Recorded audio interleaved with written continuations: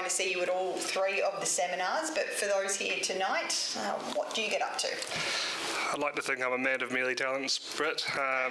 In between my golfing career and my spare time, which is a big part of myself. Obviously, Woodlands, I'm a jack of all trades, the salesman throughout the country, so I'm always out and about seeing all the breeders and owners and co, which is really nice, which I really enjoy, just chatting away and chewing the fat and solving all the world's problems. I've been part-time marketing at the moment while Stacey's on maternity leave, so we've been trying to dip our toes in the marketing world, so I'm not real good at it, but we're certainly giving it our best shot. And I'd like to think we're just kind of part of the leadership team there at the end of the day.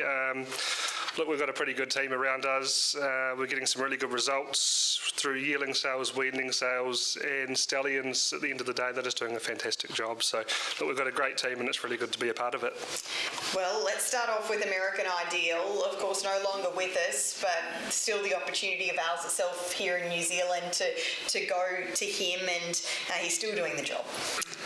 Probably my favourite sire. Look, I don't think New Zealand's probably appreciated how good this horse is at the end of the day.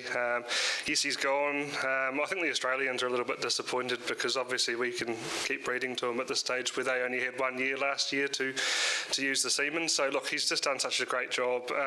Even commercially, I think people need to seriously think about him because for a filly, he really opens you up to breed kind of whatever you like moving forward, and that Western Ideal bloodline's just absolutely strong, and the results we're seeing out of them are just fantastic. So look, we have limited semen left for him.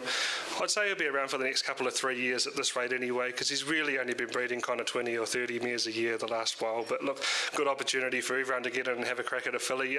He's pay on live foal. It's just the easiest thing for us with him not being around any longer, but we certainly miss him, but he's still here at the moment with us. Well, if you do want to get involved, probably don't rest on your laurels by the sound of that. Bettor's Delight. Well, as I mentioned, what more can we say? Of course, now the sire of so many great champions, none more so than Leap to Fame, and he had, I guess, his first New Zealand summer over the last little bit, and he didn't shuttle back this year. He's now based down here, and he had those few little issues last year as well. So just in regards to where he's at, and for those who want to breed to him this year, is it all systems go?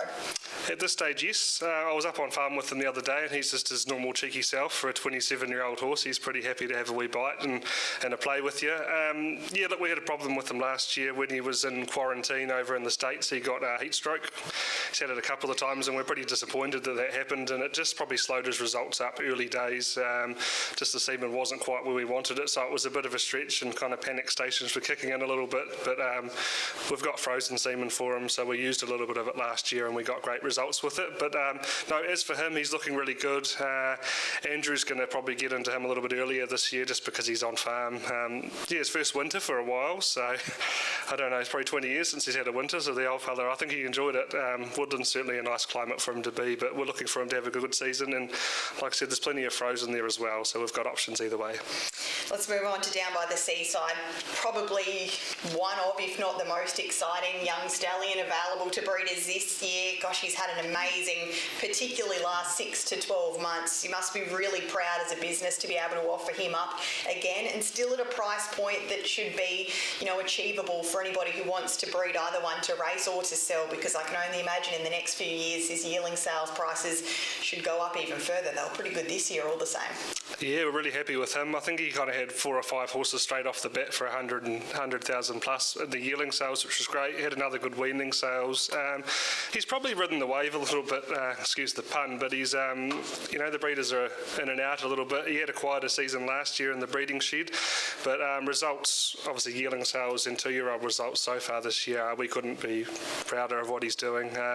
He's certainly a supersonic sire in both parts of the world as well. So look, in America, he's going to have a huge year this year. His 2-year-old crop looks very, very good. But no, just a very good sire, and he kind of mixes up with a lot of different broodmare sires at the end of the day. And price point, yes, we tried to keep him the same, which was great. So I think he's still a good option. I think he's 17.5 US over there, so you'd be pretty hard pressed to get into him. But he's a very, very good sire in the making. He's having a great time, that's for sure and certain, and I'm sure he's going to be very, very popular fella this year. We'll move along to Lather-Up, and he's starting to make his presence felt not only in North America but down here as well, and at that $4,000 price point for this season. Yeah, we'll just trimmed him up a little bit this year. Look, results-wise, he's probably lacked numbers a little bit early days in his career, but we're pretty happy with his results so far. He's leaving a few winners, 2 and 3 year olds now, which are looking really good. So his oldest crop's just 3. Look, really proud with him.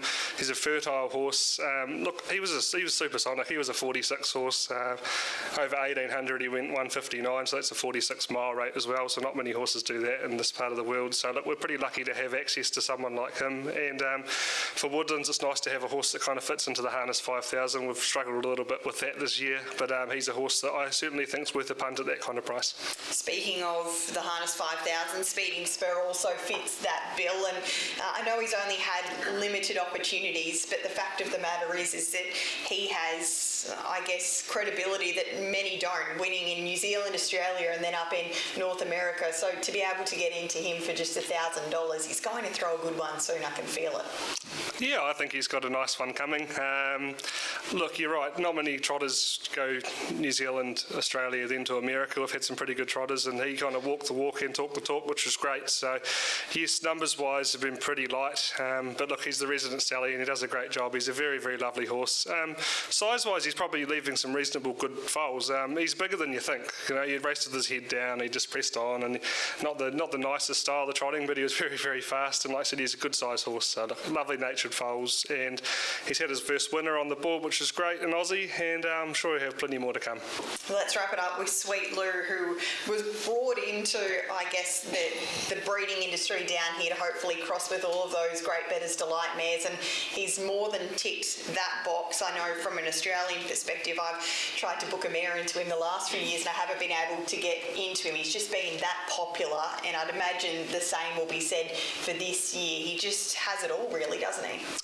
Yeah, look, he was probably right horse, right time. I think people, when he first came out, probably thought, what are you bringing the Sunny Yankee Cruiser out for? And look, he's a beautiful horse. He won $3.5 million. He raced till he was 5 years old. He was very sound. His progeny are looking like that. He's probably been better received in Australia, you're right. He stands for 16,000 over there, and you just can't get a booking. He was booked out a year ago. Next year, he's probably looking like he's almost booked out again. So you're right, very, very hard to get into. So it's nice to kind of keep him at that price point in New Zealand where we can still breed him. He's commercial and just leaves nice foals. And look, at the end of the day, people are buying them off out of the trials and off the track, and the Australians certainly like them. And look, really proud of Sweet Lou. He's a lovely horse. Yeah, he's got a really exceptional 3-year-old again this year up in North America in Lou Print, who I think Ron Burke described as maybe even better than Sweet Lou was himself. So that's what he is able to throw. Thank you for your time, Cam. Best of luck for this upcoming breeding season. I'm sure it'll be another success with that roster. Thank you very much, Brittany, and thanks for everyone for tonight. It's nice to see the Cantabrians out in force, and thanks to Brad and his team. Look, night 1 of 3, so look, I think everything's going pretty smoothly, and it's a nice change of pace for the breeding seminars. Thank you. Thanks, Cam. Cam Brandhead from Woodlands.